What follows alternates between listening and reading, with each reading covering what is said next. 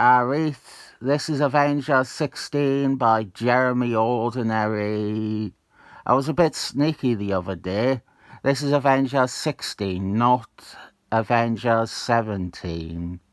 We have a set of fill-in issues during Kurt Busey's run on the Avengers. 3 issues by Jeremy Ordinary, and they are quite good. This cover shows us the set of characters we will be following. Jeremy Ordinary has brought Captain Marbles, the real one, Monica Rambeau, and Darth Knight back for a guest shot in these issues. This isn't actually the main cover. This is a variant by Jeremy Ordinary, inked by Jorge Perez. The main cover, despite also being by Jeremy Ordinary, it just looks like a Kurt Busey and Jorge Perez issue. It looks like it could be part of that run, and I suppose it is. But for me, I prefer thinking of it as its own thing, because I ate that run. As you will have seen on that other cover, our villains are the Urton crew. They are being hired by an odd Miss Marble's enemy called the Doomsday Man. An interesting choice culled from the past. A is Iron, off against their will, Wreck-It Ralph and the Urton crew. He wants them to capture Miss Marbles, Karen Daggers, because he is in love with her. The Urton crew, and this is a great little plot beat. The Urton crew, they think they know where they can find Miss Marbles.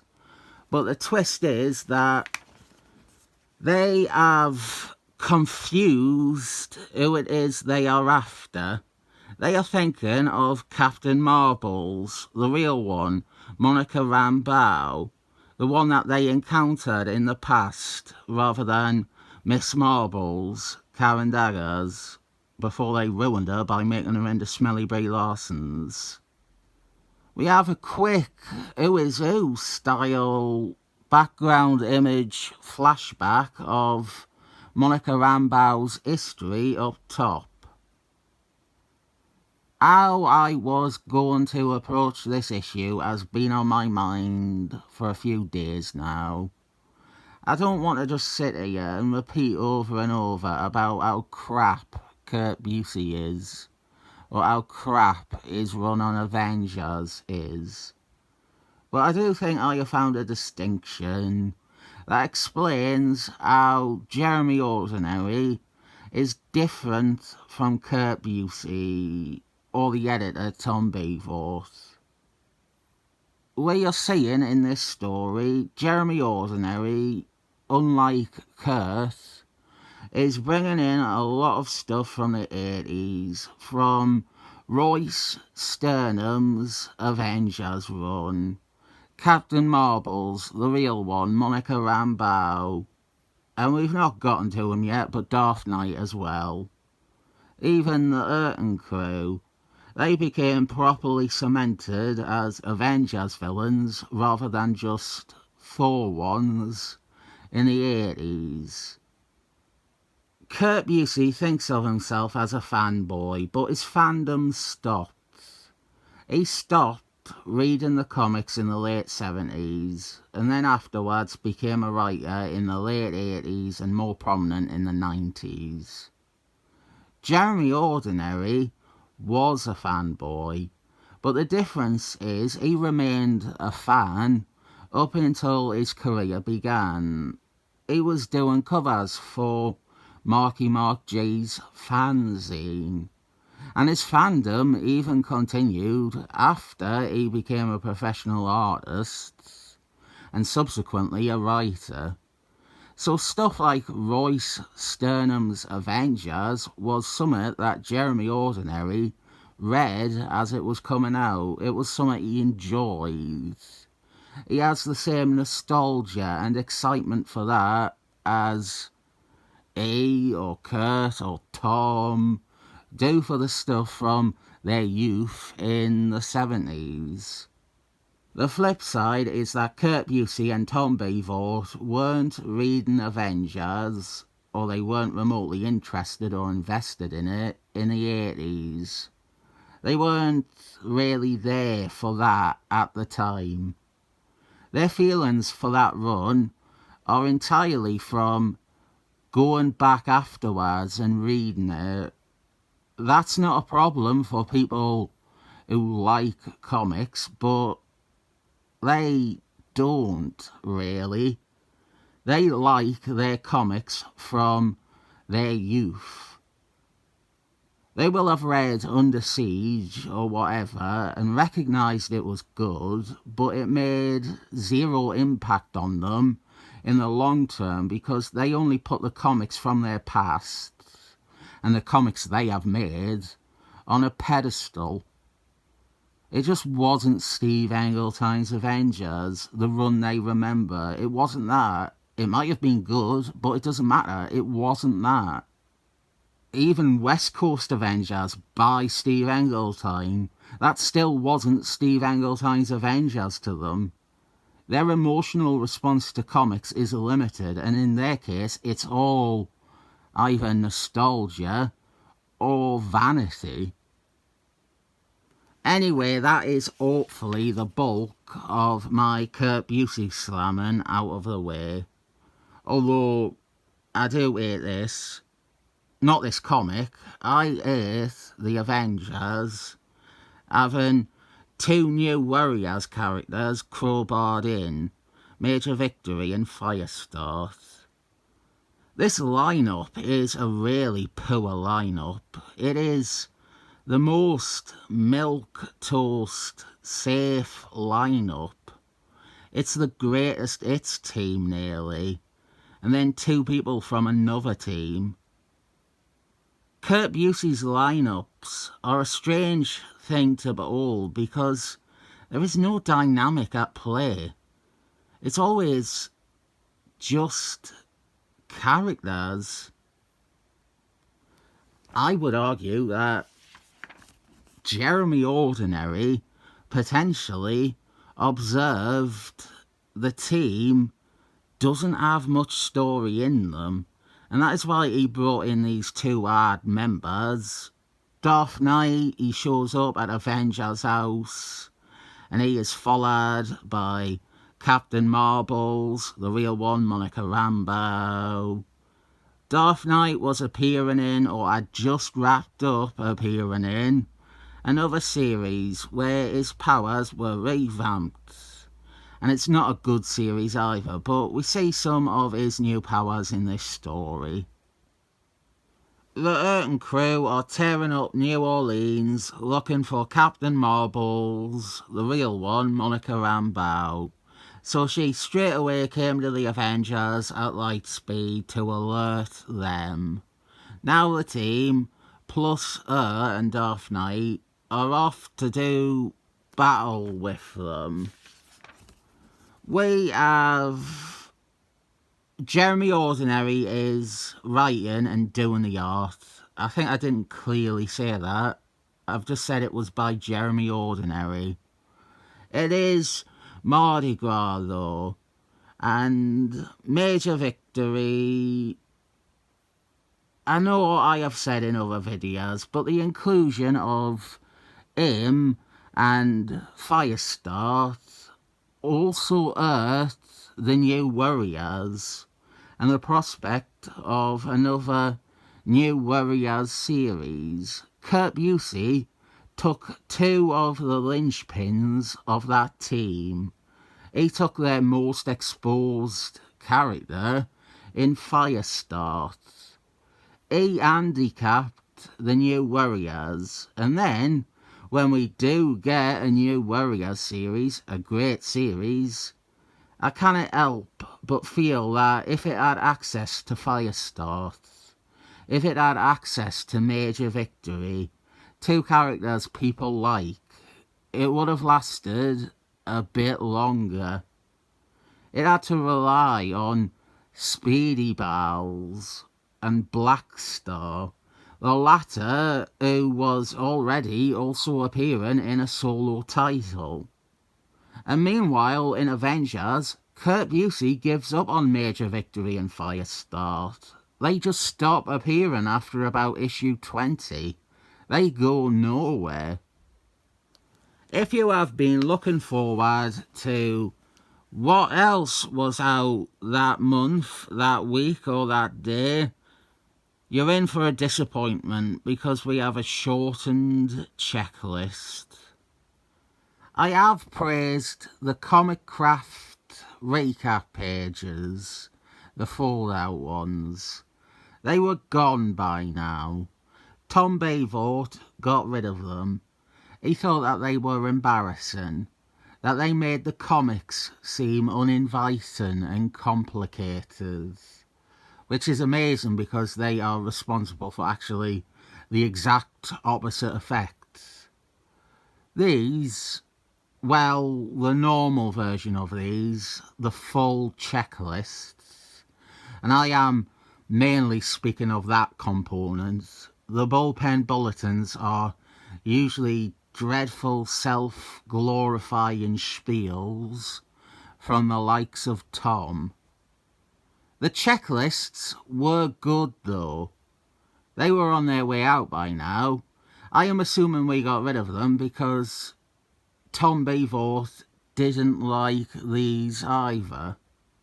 I don't think he likes things that do their job because he doesn't do his job. So they give him imposter syndrome. He prefers AI now, anyway. There's not much to talk about here. We have 5 titles listed. One of them is this issue that we are looking at. And it is mostly the same stuff from that Spider-Man issue. And here, the only other one I have is Excellent Force 90. The one before the one from last time. This one has a return of Ferret, the crap Wolf's Girl substitute.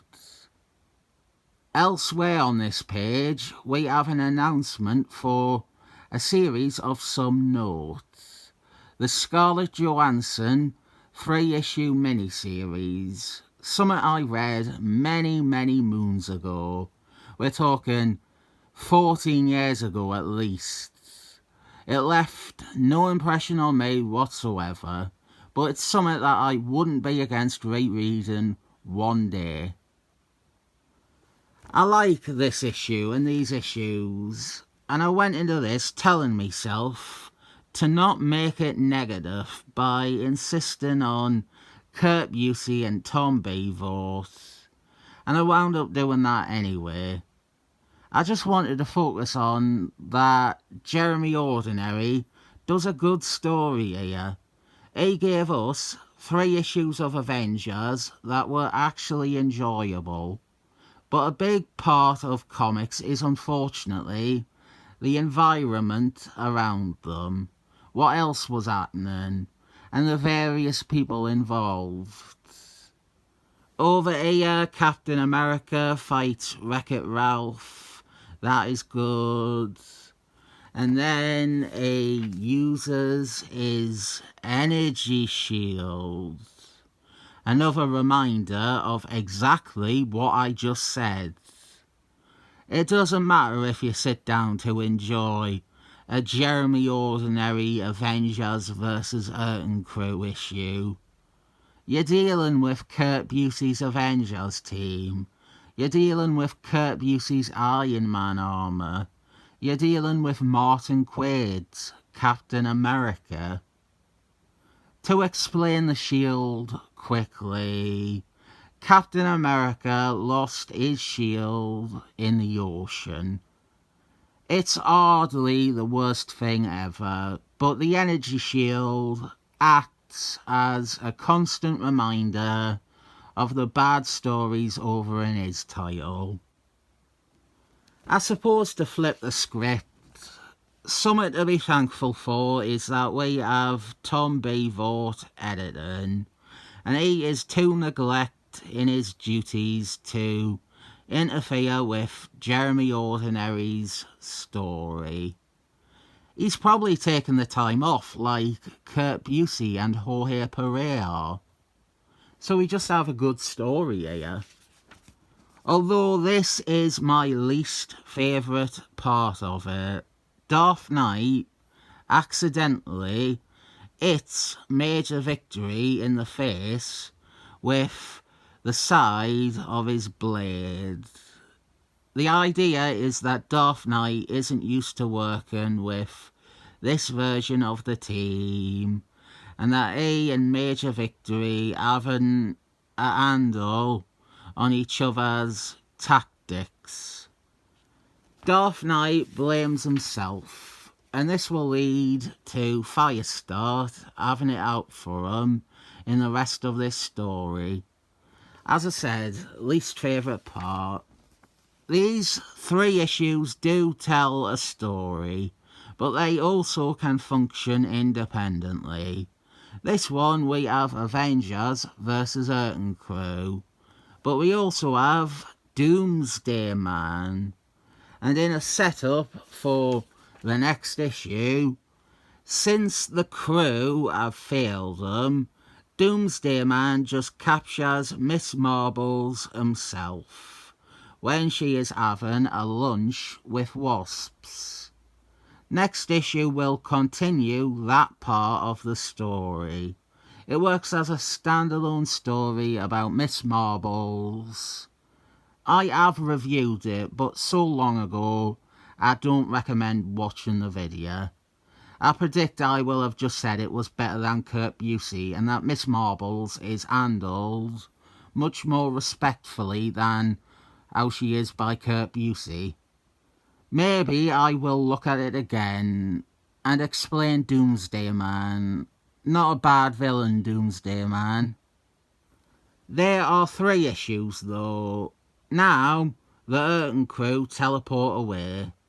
Their storyline will be continued in a subplot page or 2 next issue, but mainly come to its head in the 3rd and final Jeremy Ordinary issue. Later on in Kurt Busey's run, there is a crossover called Maximum Security, which is by Kurt Busey and Jeremy Ordinary, and it is a tough one. About 70% of it is Jeremy Ordinary, so it's not impossible to appreciate things about it, but 30% is Kurt Busey and is insufferable. After that, Jeremy Ordinary, by himself, does a sequel to Maximum Security with a 3-issue miniseries starring Us Agent, whom Jeremy Ordinary also cast as a main character in Maximum Security. Again, coming back to that idea I mentioned at the start, Jeremy Ordinary likes Us Agent because he was reading those Captain Americas as they came out. Kurt Busey, on the other hand, has no connection to Us Agent, so mainly only ever uses them as a gag or a foil. I would recommend these 3 issues. There is a lot of baggage you have to roll with, but the story and the comic itself is doing well. Thinking about it though, the way to legally read these, that most of you will do, is getting collections of Kurt Busey comics, so I suppose I take back my recommendation. I'll throw a 7 thumbs up its way at least.